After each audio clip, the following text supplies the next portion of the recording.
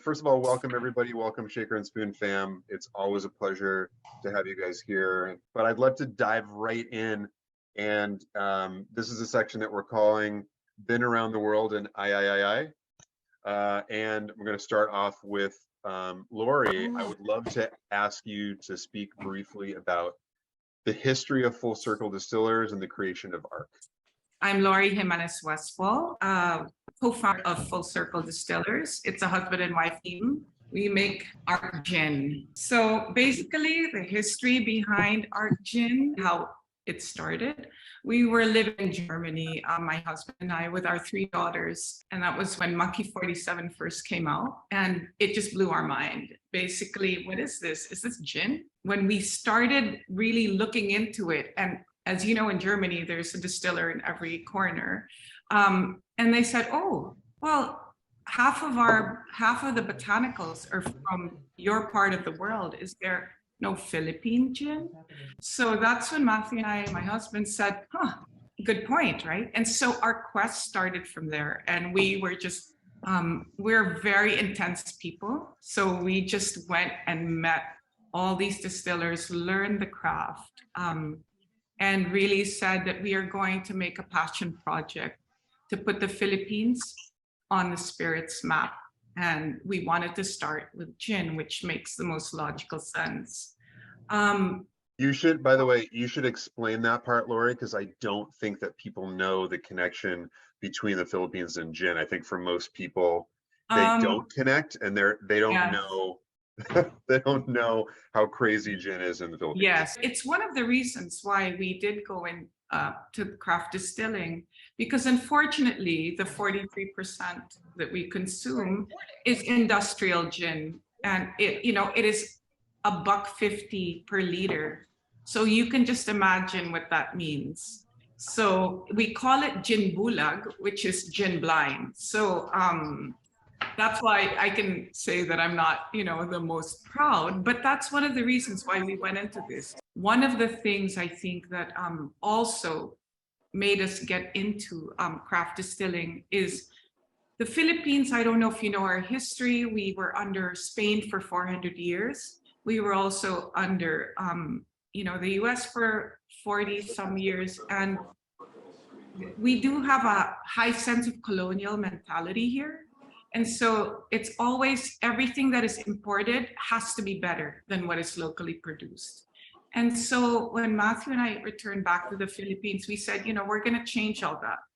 We need to make something that is absolutely world-class, that is an ode to the Filipinos, and really where we can say when we pick it up, what? That's made in the Philippines. And that's really what pushed us to really go out and do what we do. And one of the things, I don't know if you've seen our new bottle. Sorry, this is a little bit of a plug. We have the Philippine sun from our flag, and that's our little secret.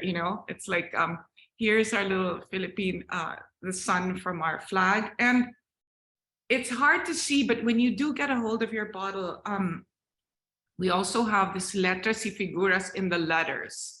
So there are people in the letters. You can actually see that they're like the A, the R, and the C. Here's our letter A. If you notice, there's a man pouring in the alcohol. And here is the R, people picking calamansi, which is one of our botanicals. And C, picking, pomelo, which is suha in our language. So it's called letras y figuras, and was in the 1800s, and very Filipino in the 1800s. Instead of making a portrait, they'll put your name and draw your family in the letters. And so we did archipelago. We started with the whole process of distilling, and in typical Filipino fashion, we ended with a fiesta. So G and O is people partying. So anyway, that's a little bit of trivia about archipelago. People ask us why archipelago. We are an archipelago. The Philippines is an archipelago. We have no mainland. We cannot drive to another country. We are composed of 7,642 islands.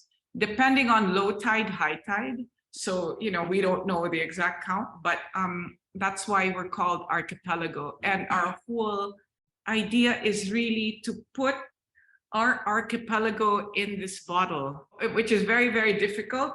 That's why we came up with 28 botanicals, 22 locally sourced from the Philippines. So why is it ARC? It's because it's very hard to pronounce archipelago. Some people can pronounce it. By the way, or spell it. Yes, or spell it. So some people can say archipelago. I mean, there's many different ways of pronouncing it, and it's very hard to order. You can't say, oh, could I have an archipelago on the rocks? So that's why it's ARC for short. So ARC on the rocks. And so pretty much that's my intro. So we have a quick question from Andrew. He said, how do they usually drink gin in the Philippines, mixed meat, etc.? What's the most common drink that people use to consume gin? It depends, because if we're talking about the 43%, Filipinos that drink gin bulag, it's basically they sell this gin with a tang packet with it. So that's pretty much how it is consumed here, right? But here I would say, because we only have 2 seasons here, it's either hot or hotter, or wet, of course, yes, or rainy. Gin and tonics are very popular. We like to make our drinks pretty. So I think that would be the way it is, consumed here. But sorry, I forgot. I did prepare a little bit here. I wanted to talk a little bit about our botanicals, if I could. We are a citrus forward gin, and we go from the biggest. This is called Suha. It's our native pomelo. It is so sweet, like we eat it like an orange. So this is Suha. This is the largest. We have Bayab, which is a tart version of and this is our Dalandan, very, very sweet. So this is almost like our local lime, the Bayab. And of course, the mighty calamansi. This is a staple in every household. We cannot live without our calamansi. We use it for everything. And yeah, this is it. We also have, I think you're familiar with, we have lemongrass, ginger. But basically, I think for us, calamansi, and also what we're very proud of is we do have a family farm, and we have 400 mature mango trees. And so we put also mangoes in each of our distillations, and local flowers, like our national flower, the sampaguita, goes in it. So hopefully when you do get a taste, you'll kind of get these hints of these flavors and this complexity that we're trying to show. And hopefully our whole goal is that when you do have ARC, you actually get transported maybe to the beach, to a sunny place where we live. Question for you from Andy Berger. Did you use ripe mango or green mango? Ripe mango. Okay. Ripe mango. And we do have a Carl Still. It's a 450-liter Carl Still that we call Maddie, after our dog. And we do have another 25-liter. That's where we do all our R&D. And we put a lot, when you do get to taste ARC, we hope you get some, it's really it's fresh. It's very fresh, because we do use a lot of fresh botanicals. We don't use a lot of dried botanicals. Everything comes in fresh. Like this whole thing, we peel it, we dry the peels, and we put the entire meat into so we work with a lot of fruit. So in the mornings before distilling, it's like perfume in the distillery, is pretty much what it's like.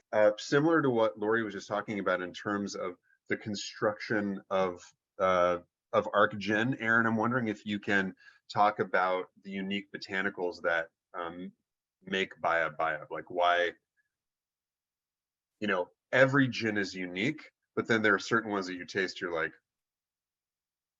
what is that? What's going on in there? Or I can't quite place it, or what is that note that I'm getting? So if you can talk a little bit about Bayab, I'd love that. Yeah, of course. So similar kind of, just a little bit about Bayab in general, similar to what Laurie was saying, our owners, Chris and Donald, wanted to kind of also put Africa on the map when it comes to the spirits world. Is, when it comes to African spirits, or just that liquor category in general, it's a lot of beer, it's a lot of wine, it's a lot of palm wine. So they wanted to kind of change that idea and kind of put Africa on the map when it comes to spirits as well. But, being true to Africa as a continent, we wanted to do something that was very true to the continent. So one thing that makes us really unique is that we use the baobab fruit. So if anyone's ever seen The Lion King, Rafiki lives in this humongous tree, and that's the baobab tree, which is actually a succulent that lives for about 5,000 years, holds thousands of gallons of water, and they produce a nice citrus-based fruit that kind of looks like a pod, hard outside shell, kind of like a coconut, but the inside of it is like these white, kind of marshmallowy looking fruits that has a very nice citrus, kind of a sorbet kind of flavor to it that makes us very unique as well, kind of like that citrus palette within our product. That goes through all of our brands. We have the Classic Dry, which is what I'm sipping on today, which is, I love we got these brand new bottles today that I actually just picked up. So I'm doing the Classic Dry currently, but we also have two other expressions that are coming out pretty soon, which is African Rosewater, and then Orange and Marula. And Marula is, historically been known as a naturally fermenting fruit that elephants get drunk on in the wild. So we have those three kind of categories that kind of make us unique. Traditional, botanicals like juniper, coriander, rosemary. We use grapefruit peels as well in our product. So every day of the distillery, our team just peels 3 millimeters of grapefruit peel to get the nice citrus oils from it, but not the bitter pith, to kind of put in our maceration product. And then that also just gets back to the community, as well. So we have specifically, we use Zimbabwe baobab, and then we use juniper from Kenya, but we're distilled in South Africa in KwaZulu-Natal, which is south of Botswana. And that natural river runoff from the ocean gets you a nice little sea salt as well, which kind of makes our product a little definitely unique when it comes to other gins. But I think the main thing is African botanicals that are very unique to Africa and the profile and the flavor. So grapefruit in Africa versus grapefruit in California, where I'm at, definitely tastes a little different, and that citrus oil is definitely a lot higher. And that baobab fruit is just phenomenal, which is amazing, great in itself. And we focus on being super sustainable as well. So even the outside shell of the baobab fruit is actually used in our filtration process for some of our products as well, to kind of get that full rounded flavor of everything, that nuttiness from the outside shell, the citrus from the baobab fruit itself, rosemary, coriander. It's kind of what's unique about kind of like our products and like who we are, which I think is just phenomenal, because being able to put a spirits category on the map that hasn't really been seen as much before, because it wasn't really until 1962 that general people from Africa were able to kind of start consuming liquor versus just beer and wine. So backlog from there kind of to where we are now, we just started about 3 years ago. So heart of the pandemic, our owners were like, let's start a gin company in 2020. And then March hit as they start producing 35,000 bottles, and then the pandemic hit. So it was a little bit of pause, but it's amazing to kind of see what it's happened during this resurgence of our community and our industry and our spirits, and being able to have this amazing product to kind of put Africa on the map when it comes to a spirits category versus like a beer and wine category. Because as of right now, we are the first spirits company based solely made, sourced, and distilled in Africa that's been imported to the United States. Currently in like London, UK, all over the United States, and pretty soon we'll be in Asia as well. So it's kind of nice to have this amazing product that's really unique to Africa in itself. Well, isn't it also unique because it's actually African owned? Yes. So our two owners are both from Africa. They currently live in London, but they both are from South Africa. So it's Chris and Domhnall, our two owners. Chris has a background in basketball, and then went into finance, and then owned a couple different pubs across the world as well. And then you have Domala that kind of has a background in marketing, worked for Pernod Ricard, but they both are from Africa, currently living in London. So 100% Black owned, 100% African owned, that's been produced in Africa. So it's not, you know, produced in Africa, but sourced outside, or sourced outside and then produced there. It's 100% in the community, in the continent. And then we also give back too, which is just amazing that, you know, part of our proceeds goes back into education and helping train people in the art of distilling and manufacturing products as well within the cocktail industry. I mean, considering the resources that are available on the continent, I'm really looking. It's great that there are pioneers. There's also like Star Rum that's been around for a while, the African rum. But again, it's owned by Westerners, as far as I understand. Yep. But I can't wait to see what's next. Right? There's just going to be a wave of really cool stuff with unique things that people have not tasted, or things that they're not accustomed to yet, that we may find are pretty interesting flavors. One of the questions that Andy asked is already on our agenda for today, which is, I can't remember what it was that you were having at that place where I met you in the dog patch. What's your favorite way for someone to try Bayab for the first time, and as a cocktail, where they'll really like understand the layers that are within it? So personally, I mean, today I'm personally drinking a nice little gin, soda, and citrus. I personally, every time I've had anyone try it, I usually just do gin and soda instead of tonic. It's kind of usually how people like intro to it, because the flavor profile within the gin itself is so fun and unique and citrus forward that you can get all those fun flavors, but you don't really need to mix it a lot. I personally like it two ways. My personal favorite cocktail is a Baijiu, which is gin, vermouth, green chartreuse, bitters, you know, more like 1.5 ounces, 2 ounces of gin and parch on the other part. So that's my personal favorite, which is a stirred cocktail served up. Otherwise, literally, I usually just drink our product, just gin and soda with a little splash of citrus is how I do it. It's just, the flavor is just so fun that I just don't really want to mask it. But trust me, I do a lot of Vespers as well. But I personally, that's Baijiu is my personal favorite cocktail to drink it with. Second would be a Vesper. Third would be just gin and soda with a splash of citrus. Because when you get that citrus oil in that, all those flavors really, really come out. Yeah, one of the questions we get a lot just in general are, especially when, you know, for the most part, the announcement for the shaker and spoon boxes comes, you know, usually about a month before the box ships, so people have time. Cheers, Andy. Well done.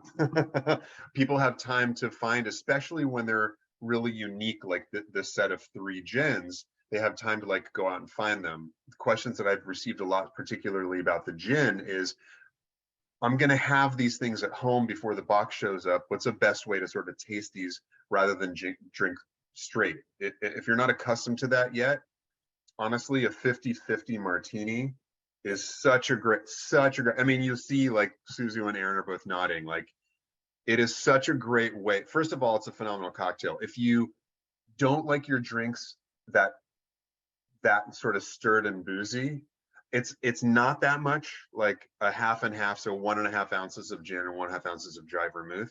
You can always do 1 and 1 just to make a smaller version of it. You can stir it longer to add some more dilution. Or if you really want to, you can find a Bianco vermouth or a Blanc vermouth that is lower on the sweet side. So like, you know, Dolan, Carpano has a Bianco that's pretty great.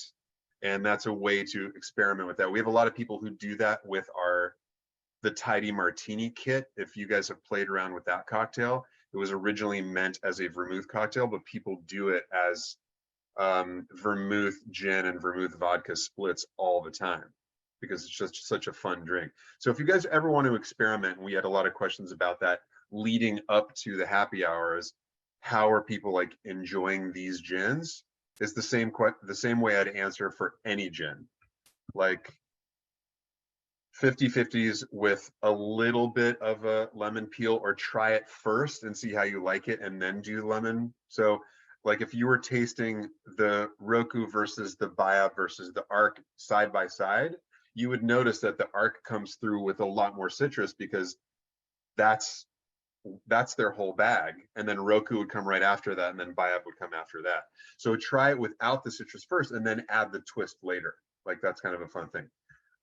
Angela has a question for you, Aaron. What kind of bitters did you use in your bijou? I use orange bitters.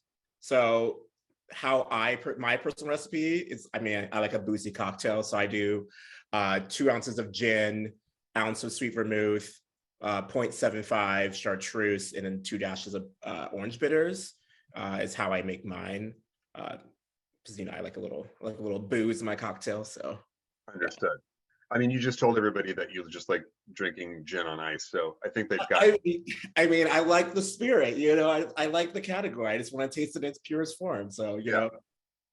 One of the things that's really fun to see, particularly in the group, is and not just with the Ginspirations box, but when people say something like, I never liked gin until I had such and such cocktail, right? I never liked spiced rum until I tried such and such cocktail. And that discovery is one of the things that just, I think, makes everybody so happy, because people are trying things that are outside of their normal range, which means the next time they see a gin cocktail on the menu, they're not going to hesitate, because they're like, oh yes, I know that I like gin now, but I like this style of gin and I like this style of cocktail. And if you're anywhere where the bartender knows what they're doing, it's a very easy thing to say, hey, I wasn't a gin fan until recently. Do you have a gin that's not as junipery and much more citrus, and can you make me like a Southside? Which is a great way for people to enjoy gin that have never liked gin before. That for me is like the gateway drug gin cocktail. It's basically like you can do it as a shaken and up, or you can do it fully mojito style, or just gin, lemon, sugar, shake, soda water with the mint in it. Easy peasy. Such a refreshing drink. It'll beat out a gin and tonic, I think, every time, and has less sugar than a gin and tonic. I agree with you on that, 100%. Yeah. I think I did see someone say something about what drink was popular in Africa, like is gin and tonic. So gin and tonic is not as popular in Africa. Usually the more go-to gin drink is the gin and juice, because a lot of the fresh citrus and mango, like oranges and grapefruits and other fruits that are out there. So gin and juice is a little more popular from the information that I know, versus like a gin and tonic, which is obviously kind of like a go-to gin drink. Do you think it's also because in Africa they're a little more laid back? Yeah. I also think it's also because a lot, from my experience, a lot of conversations I've had with the owners and like the distiller and friends I have that have in Africa, I feel like in America we're like, let's get a big glass, let's fill it with ice, let's put all this stuff together, and it's more of just like the simple, the nothing really complex, of just like gin, some fresh juice that's like we have available, and kind of drink it that way.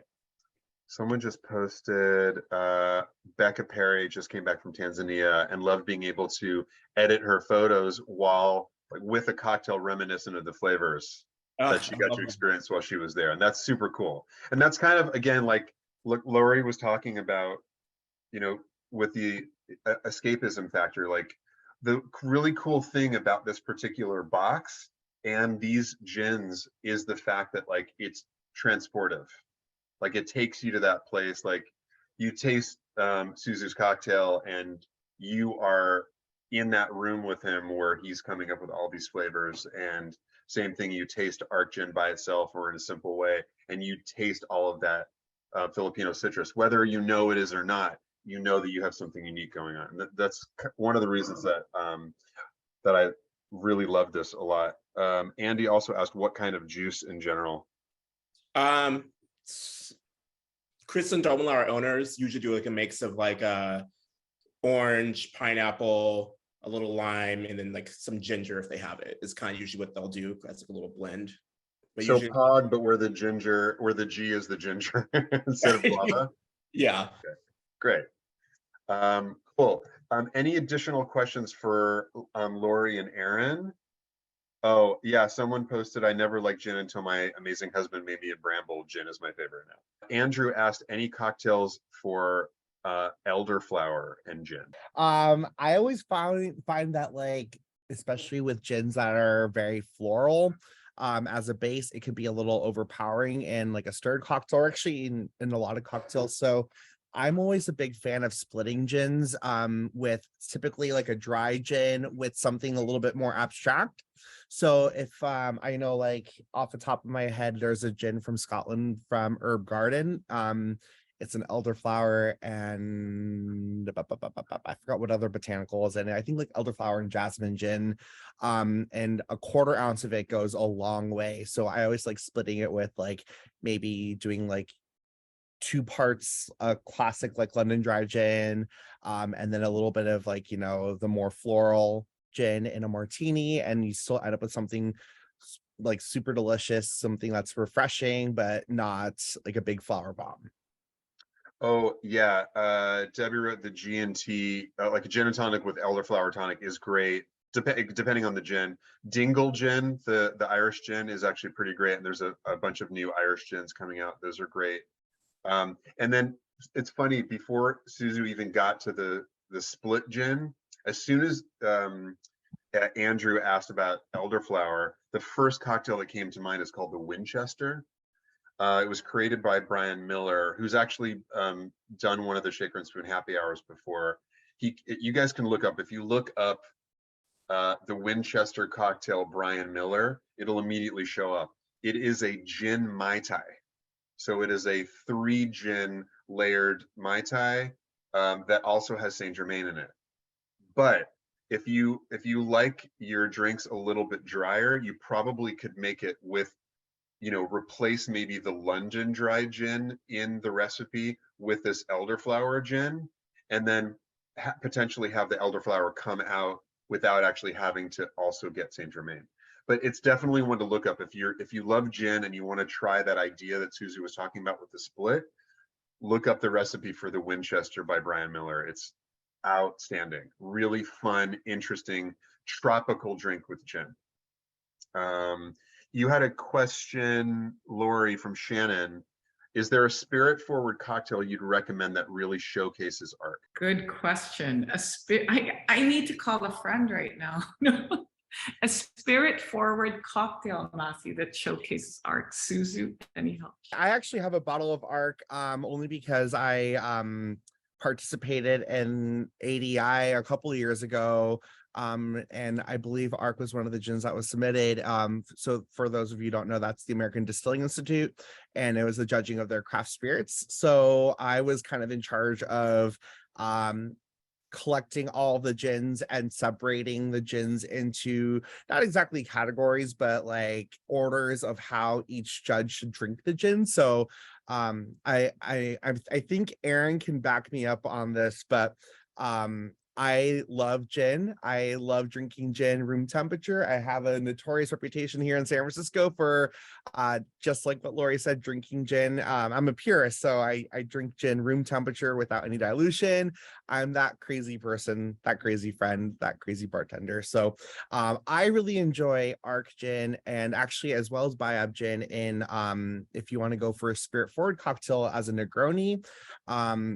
What I love about a Negroni is that you are going to have a little bit more complexity with, like, your Campari, your sweet vermouth.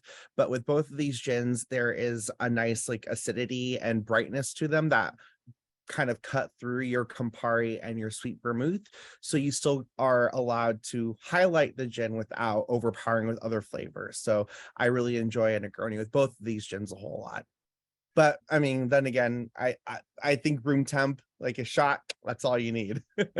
So I just want to like reiterate the room temp portion. Not chill, just room temp. Very notorious reputation here in San Francisco. He's also specifically not saying warm gin, which is also something that we joke about. Like, Susie, would you like some warm gin? Yeah. I'm like, no, I don't want you to microwave my gin. I just want it straight out of the bottle into a glass. Yeah, no big whoop.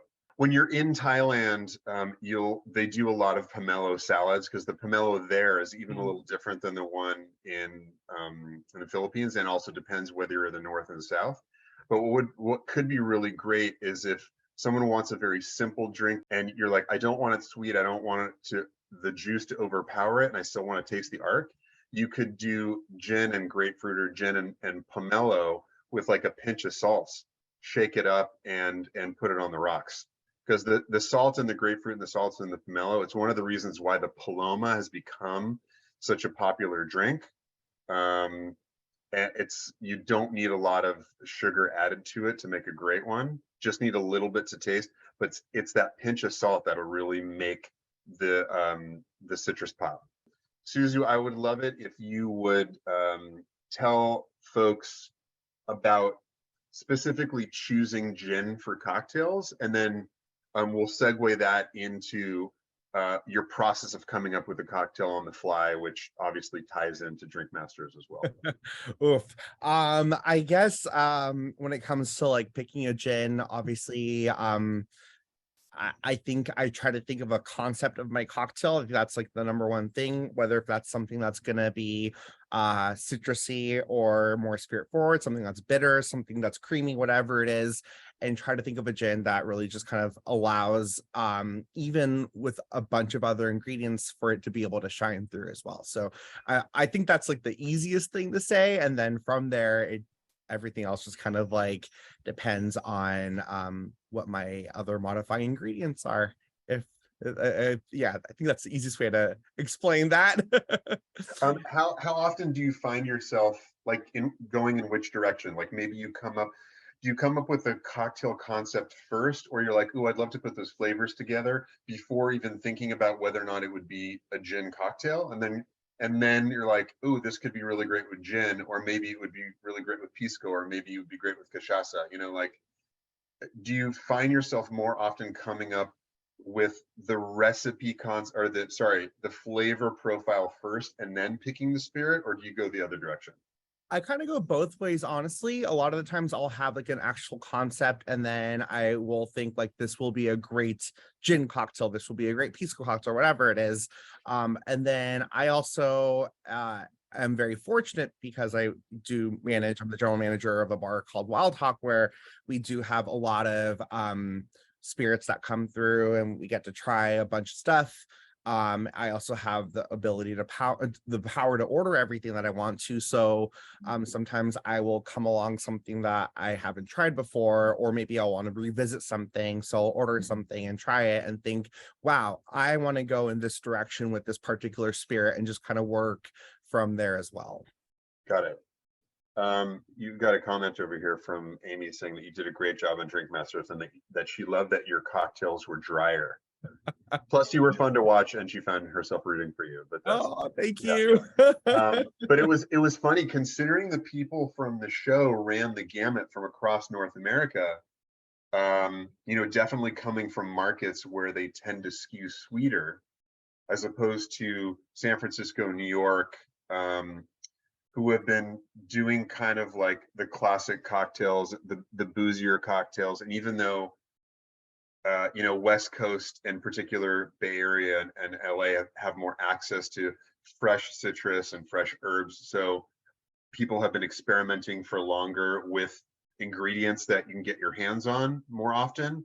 I found that interesting as well when on the show they were like, oh, we wanted this to be a little sweeter. It's interesting how over the arc of the show you already were making tweaks to the way that you naturally make drinks for your audience, right? And granted, you knew who your audience was. It was a smaller group of people, but in general, as a bartender behind the bar, we're, for the most part, not making drinks for ourselves. We're making drinks for our guests. And if our guests, for the most part, like drier drinks, we have to reprogram ourselves when the audience changes. Right. And so if you can describe going through that process of coming up with some of the cocktails that you came up with, and how that compares to if you're doing it, say, at Wild Hawk for the audience that you know. Well, I mean, I guess the first thing is if I'm like developing a cocktail for the bar menu here, or for like my pop-up or any like an event or whatever it is, I think like obviously time is like the biggest thing that we're granted and gifted, whereas like on the show we were given like little to less than maybe 30 minutes to 20 minutes to be able to, you know, come up with something. I think that's the biggest difference between like, you know, developing those drinks. I'm going to be honest with you, I kind of didn't want to I guess in my way conform to a lot of the palates for the judges. I mean, I'm going to spill a little bit of tea here for a second, but there was one judge who has a very, very sweet palate, and I know a lot of the other competitors were like adding an additional like 3/4 of an ounce of their sweetening ingredient to cater to that particular judge. But for me, I have been in so many different competitions in the past where, you know, my cocktail should always be consistent and be the same for everyone. So I made my drink the same way that I would for every single judge. So that may have backfired a couple of times on for me as being the bartender with the super dry palate. Yeah. Listen, I think it worked out well, and it was super fun to watch, and like the comments are pretty. But actually, this is my favorite one so far. Angie said, "Suzu, what is your favorite fruit to work with, and why is it gooseberries?" Okay, so the whole thing with that thing, I wanted to do something that was like, you know, a little bit unique and different with the produce challenge. And I figured gooseberries was like a fun one. I had a concept in my head. I typically don't really drink a lot of like citrusy cocktails, therefore I don't like to make a lot of citrusy cocktails for unless like, you know, it's like something that's like a classic or something that's off my menu. But to showcase what I do the best, I always feel a little bit more comfortable doing something that's more produce driven without using a lot of citrus or just no citrus at all. I believe like an irritation to citrus, like literally it dries out my palate. It cuts up my gums a little bit. So my dear friend Ashleen, who gave me who switched my produce in that challenge, didn't know that. So she thought she was like doing me a favor by giving me something a little bit more easier to work with. But you also have to remember that with that challenge, the purpose was to highlight the produce. During the filming, we're in the middle of Canada in the middle of winter where there's no seasonal fruits. So even though citrus is definitely considered to be a winter citrus or a winter produce, I think I was given 6 pomelos, and of the 6, I was only able to get about maybe like half an ounce of juice extracted from all of them combined. So highlighting that for 4 cocktails was a little difficult. Understood. I would love for you to talk. I mean, this is, you know, anyone that's gone to any place that you've worked, or in fact, somebody in the question asked about when your next Kagano pop-up is happening. So I want you to chat about that a little bit. But anytime you come up with drinks, they have like your imprint all over it. And so it, like, especially with the Ichigo Ichie, which is, you know, a version of your cocktail, one of your cocktails from the show. It's a very Suzu cocktail. And so what I'd love for you to do is let folks know a little bit about your background, and then we'll sort of, we'll go into, you know, why that worked well with like a stirred gin drink and how you chose that, etc. Yeah, totally. So I guess I'll make this as quick as possible, but long story short, I come from a restaurant background. My family has been in restaurants since the late 40s. My grandparents actually started a restaurant together that was focusing more on Akita cuisine, which is Akita is a prefecture that's in northern Japan, right below Hokkaido. And when they opened their restaurant, this is like post World War II, or I guess beginning of the post World War II, where the focus on food was really about survival at that point. And in Tokyo, no one was really focusing on the quality of food or produce or anything like that. So they wanted to kind of really hone in on that, going back to Akita to gather as many local herbs and botanicals and roots than whatever they could. And then also they were one of the very first accounts for the famous Tsukiji fish market, which it's the famous fish market in Tokyo. So with the success of their first restaurant, they were able to open up 2 other of the same location. They opened up a cocktail bar called Kagano Bar.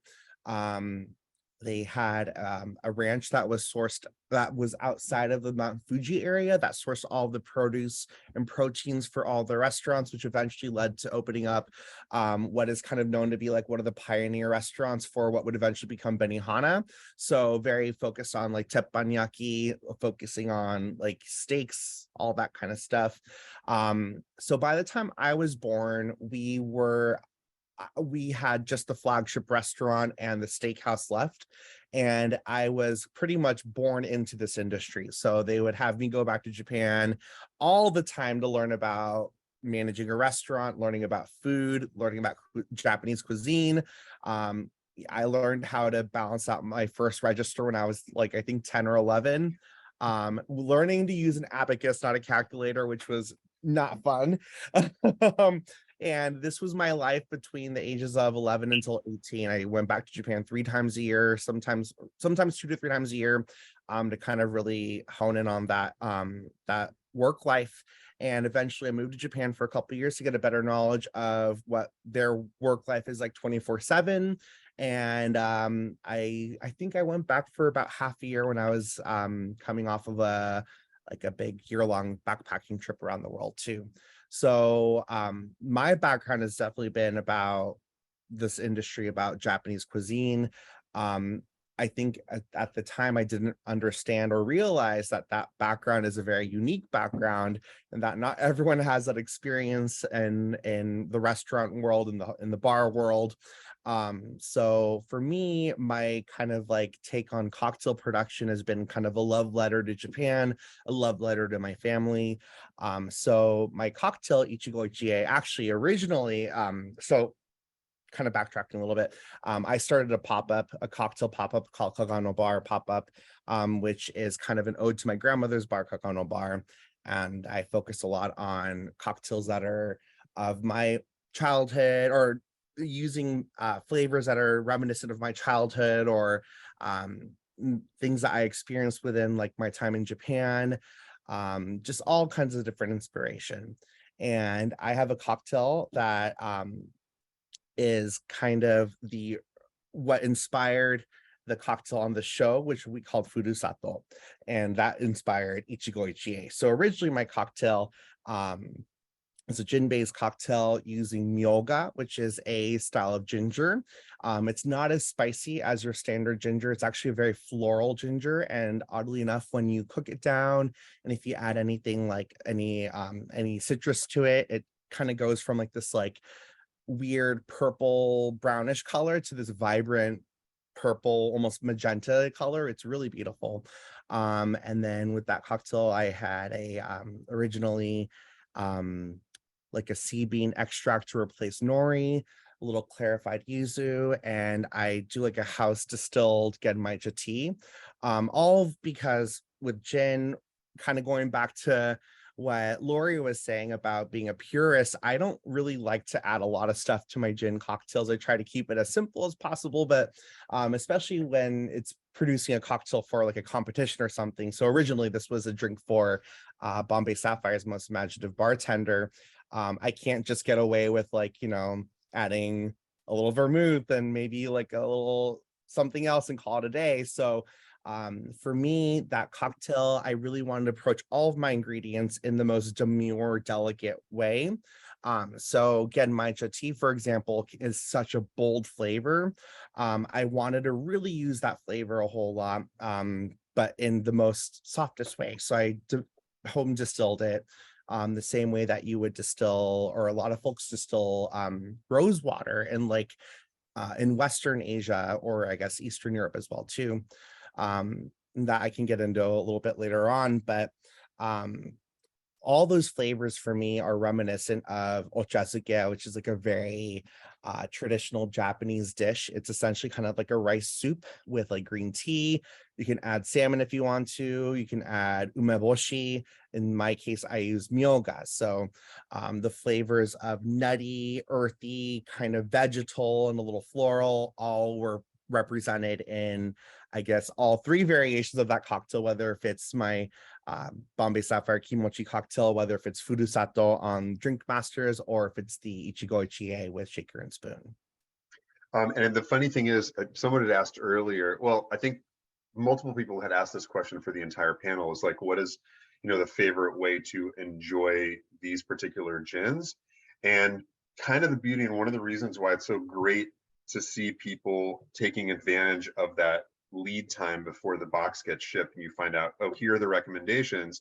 If they have access to, more than one or all three of the recommendations, people spend the time really diving into the category, which again, this is kind of a subcategory of gin where we're really focusing on things where the botanicals really give a sense of place, being Japan, Philippines, and the continent of Africa, which is pretty, wide, but still. They're super unique, and his specific cocktail with the other two gins is also a great way to showcase those two gins, or any unique gin that you have. Like it because of the fact that it's stirred and straightforward, and it has accents of things. It's a really unique way to try gins that are not your standard gins. So, and also a fun way to experiment, when you get your boxes. We always encourage people to mix and match. I would always encourage people to do that, because that's kind of how you also discover what you like and how these flavor pairings work for you. So someone like Suzu or Trevor or Maddie can come up with, these great flavor profiles, but taste is subjective. So he can come up with a brilliant idea. That's one of his favorite things he's ever had. And you can be like, oh, I actually liked it. Like, I loved the drink, but I tried it with this gin instead, and it really popped for me, right? So we would always encourage you to do that, because the next time you go into a bar, you'll be able to better explain to that bartender, hey, I had this drink that had these notes in it and had this kind of gin, and they'll come up with something different, or they'll come up with something along the same lines. It's a great thing to have in your Rolodex of what you like. Can you tell people about the Kagano pop-up, please? Oh gosh. Last year before the show came out, I would have said one a month. I think my schedule is a little crazy these days. I have no idea when I'm going to do one in San Francisco again, just because part of it is like I don't think any of us expected for Drink Masters to become as big as it did. I knew it was going to be popular within like the bar community and folks who love cocktails, but it definitely blew up, and I have to kind of restructure how I do my pop-up. Before it was just kind of like, first come, first serve, like, just fill up the bar, and I was solo bartending, and now I think I have to really kind of like organize it so it's more of like a reservation only kind of thing, just because it does get really crazy. But I just saw something about New York, so I will be in New York at Julie's bar, actually Julie from the show, at Milady's, March 27th. I think it's a Monday, last Monday of the month in March. While you're there, we probably could do some sort of like little shaker and spoon pop-up too. Yeah. Oh, by the way, speaking of, you had mentioned what was the name of the dish, I'm sorry, that had inspired the drink again? So this is called ochazuke, and what it is, it's like steamed white rice. And typically what you would do is, like in Japan, you can make it yourself, of course, but you can also go to like any store and buy the prepackaged stuff, which is what most people do anyways. But essentially it's just a combination of like nori. There's sometimes like there's toasted rice in there, and then you could always add like anything from like steamed salmon to umeboshi, or I use ginger, and then you pour green tea over that, and it's almost kind of like a porridgey kind of situation. Yeah. And you didn't want to name the cocktail porridgey situation. I feel like Yeah. that would have been a good move. I was going for something a little bit more poetic. Oh, fine. All right. Is that at all connected to the rice cracker sort of pairing that you were talking about for earlier? Yeah. So my family comes from a little town called, actually it's not really little, but I mean, in Tokyo, there's about 25, 26 different, I call them boroughs. That's not what we call them in Japan, but one of the more well-known, and then I'm sorry, there's like 26 boroughs, 25, 26 boroughs. And then within each borough, there's little towns. So we come from Taitoku, which is really famous for still being like one of the more old school parts of Tokyo. There's lots of temples and shrines everywhere. I think probably I would say the more iconic part of Tokyo, well, I think there's a really famous temple called the Sensoji Temple. And within that, there's kind of a market that leads up to it called the Kaminarimon. And they're famous for this particular, we call it a rice cake, but it's pretty much a cracker, but it's the Kaminari Okoshi, which Okoshi is essentially kind of like a little, like a rice snack. That you usually, or I guess like a sweet that you would serve with like tea. So I kind of wanted to replicate our regional take on that, which is essentially like rice with toasted rice, and usually it's cooked down with like some sort of like kokuto, which is like an Okinawan brown sugar. Sometimes there's some butter in there, but it's kind of like a little rice cracker. So just to kind of be kind of sustainable, I guess, reuse some of the ingredients that were in the actual cocktail, I guess the modifiers for the production, and reincorporate them into the cracker. So that was kind of like my little fun garnish on the side for that. And you want to tell folks about the little surprise that we both learned about today? Yes, the kits for the Ichigo are now going to have the ingredients that you need for my Kaminari Okoshi, as well as instructions on how to make it. But it's a really fun little project. I hope you'll have fun with that too. It's super fun, and it's like a built-in pairing bonus for everybody. By the way, what's very funny is like for those who pay attention to what people are talking about in terms of like the trivia, every time you said something in Japanese, I immediately heard like 200 people scrambling and like trying, how do you spell that? So awesome. Thank you.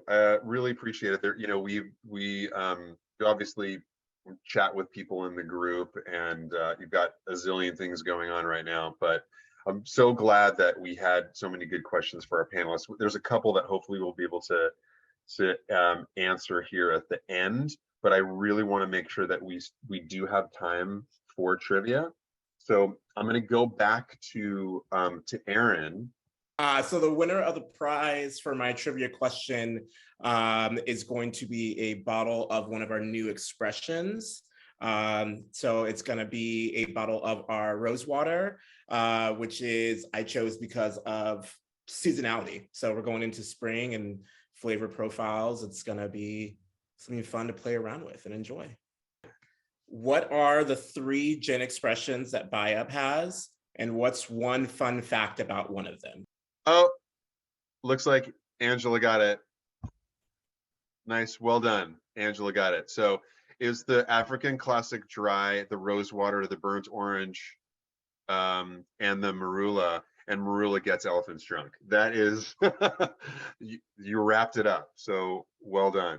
A really quick, very cool thing that we discovered today that is kind of like breaking news on our happy hour today is, so one of our Shaker and Spoon alum, Natasha Barani, who has a place called the Gin Room in St. Louis.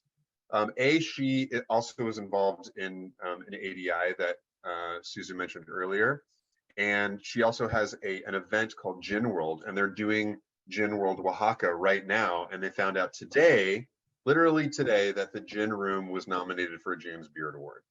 So much like watching something like Drink Masters, where a third of the cast for Shaker and Spoon alum, which was super cool. It's so fun that these, Shaker and Spoon alum are doing great things around the world, and quite frankly, for her, that she is putting St. Louis in front of a lot of people that should know what a great eating and drinking city it is. So I just wanted to throw that out there. Definitely look up Gin World. It is not an industry event. It is for anyone who loves gin, and it's twice a year, once in St. Louis and once in Oaxaca. Definitely check it out. It's very cool, and they have events that would blow your mind with like food pairings, and a lot of the people that make the gins go there, and it's a very cool community of gin producers around the world and gin appreciators around the world. Okay. The price, if you get this two-part question, is our barrel reserve gin. Here it is. This barrel reserve gin is pretty much our flagship gin. It's the same as our flagship gin, and we lay it in New American oak barrels for 3 to 6 months, depending on barrel usage. So what it is it's our version of a tropical dark spirit, a tropical scotch, because here in the Philippines, it's so hot. And when people drink scotch, we're like, where's the fireplace? It's, where is the snow? So this is still going to have a juniper finish to it, because it's only laid in New American oak for 3 months. And the color is natural, and it's very different from our flagship gin, even though the base is our flagship. Anyway, that's a little. So two-part question. So the Philippines does consume the world's most gin, and I gave a percentage. What percent is it?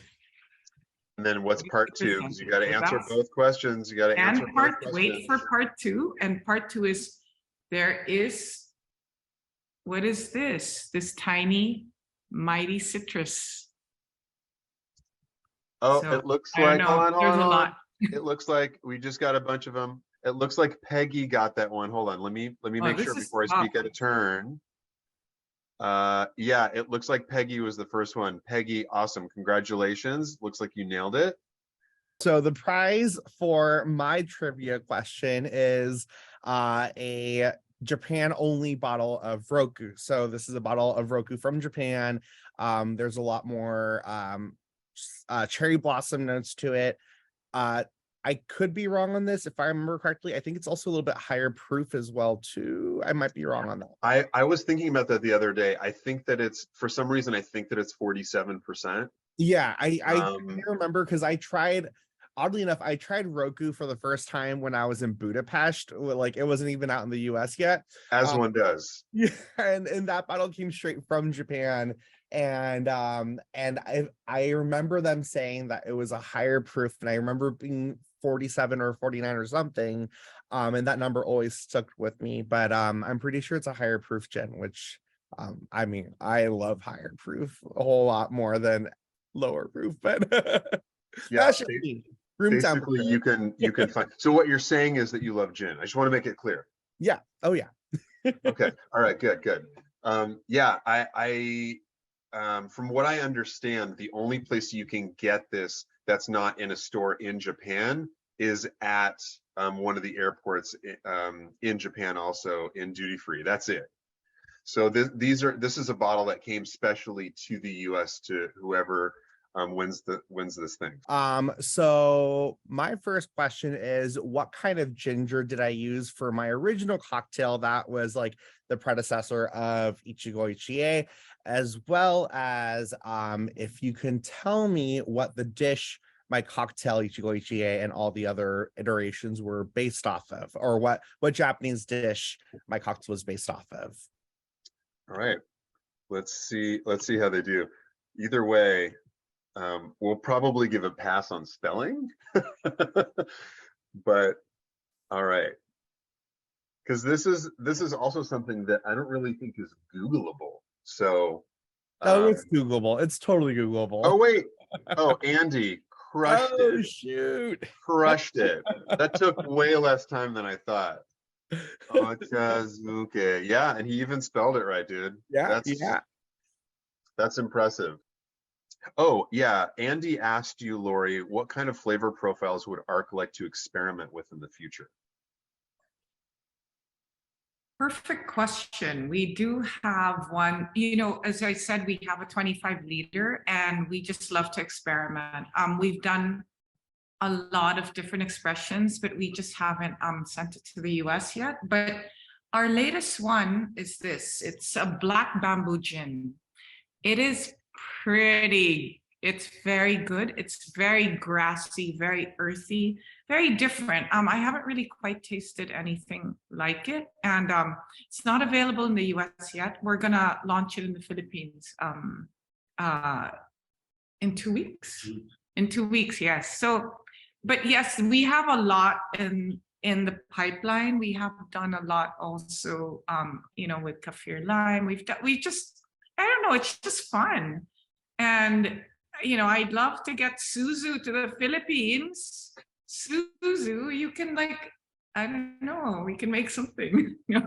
I'm there. Count me in. And you know, we Yeah. have another great Bay Area alum who is now in Tokyo, Graham Kimura, who is like an old friend from San Jose.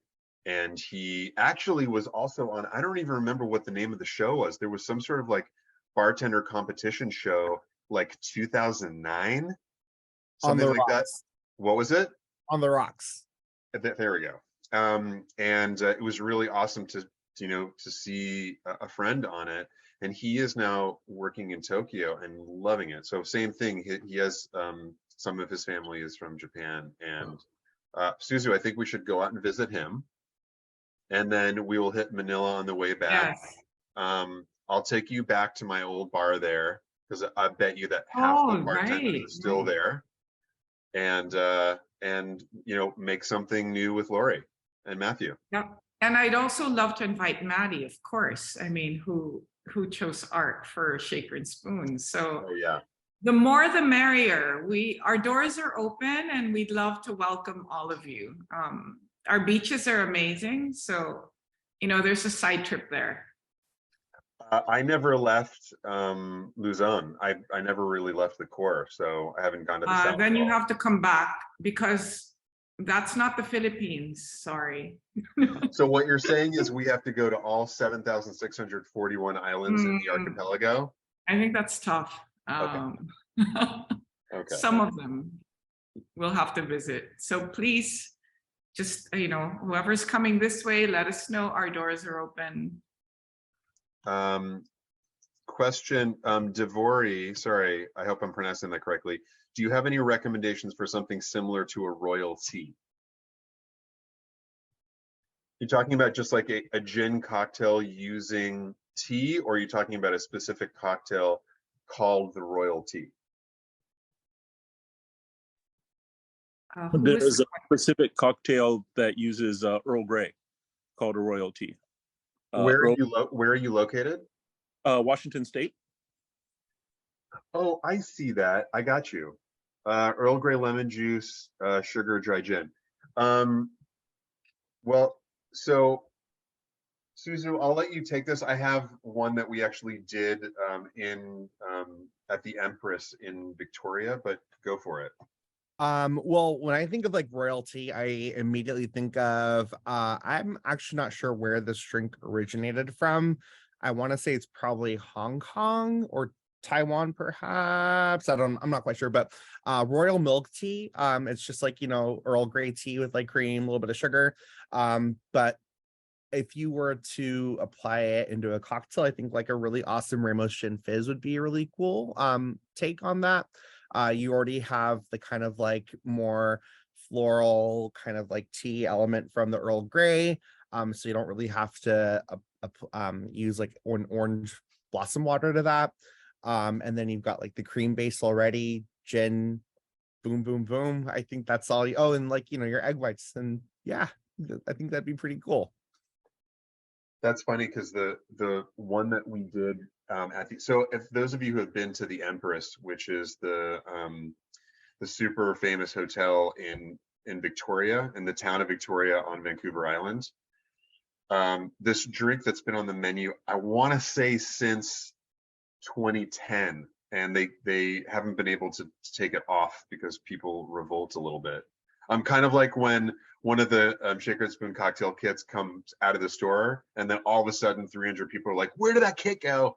Which is really fun. But it's the same thing. It's like a sour, and you could do it two ways. You could either infuse the tea into the gin, or what I find better to do so you don't have to prep all that gin is actually just make the syrup where the water for the syrup is actually the steep tea at the level of like the level of flavor and tannins that you want. Then you do 1-to-1 sugar, and then just honestly lemon, egg white, the gin, and then shake it up super frothy, put it up in a coupe or a V glass, and then it was served kind of like Suzu's cocktail with a little like a little sort of biscotti cookie on the side.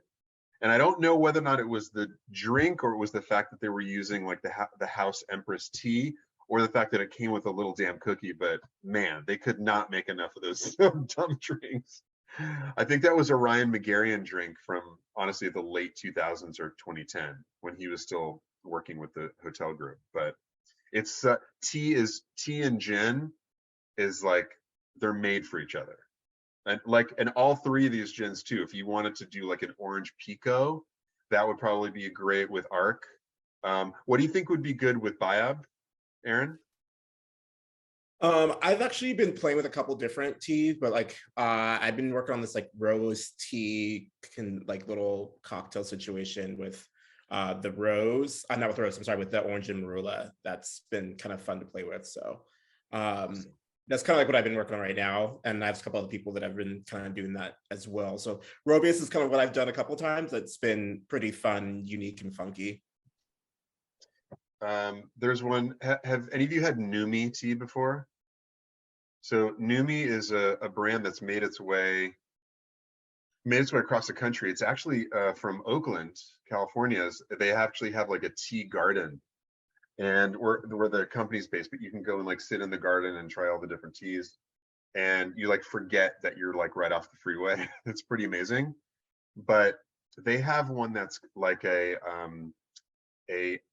an herbal chai, which is not very common. Chai almost always has caffeine in it, and it is like a red rooibos chai, and it is really unique. And I think H back in the day made a bunch of cocktails at Elixir with that, Suzu, and that was really fun. But I found myself time and time again doing it with either vodkas that had a lot of texture. What was the one called with the new potatoes from southern Sweden? Carlson's Gold, that super funky vodka, or with gins, because botanicals and tea are so brilliant together. Or Beefeater 24, where the reason they even created that was because they added a matcha and then another black tea. I think it was even like a Japanese black tea.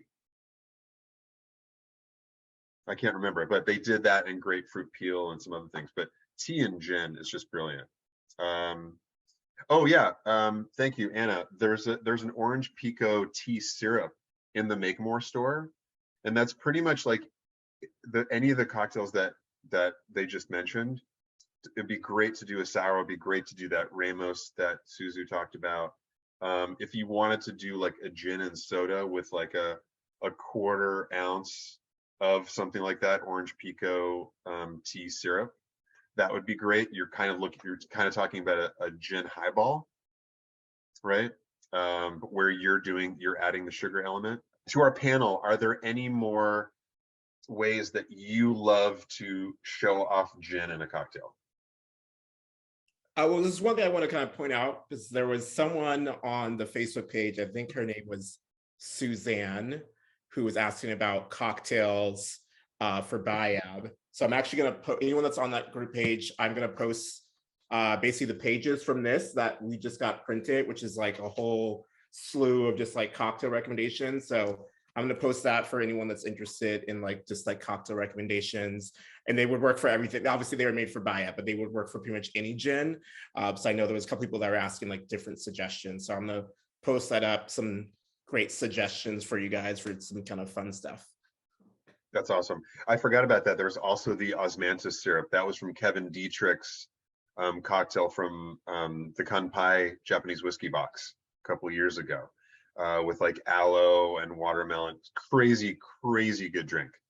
That it was so like popular, it ended up at his bar. It's like, well, I may as well just make this at the bar. People love that drink. But y'all, thank you so much, and thank you for taking the extra time. Sometimes, you know, the conversation is just wonderful, and it's time gets lost. So thank you to Aaron, thank you to Laurie, thank you to Suzu for taking your precious time, and Laurie for getting up and drinking at 8 a.m. We really appreciate your dedication to gin.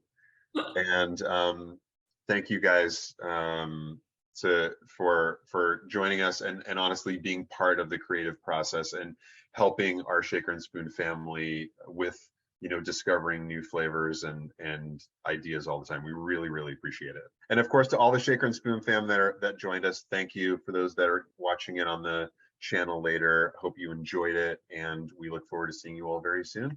And for those who are enjoying some gin, cheers to you.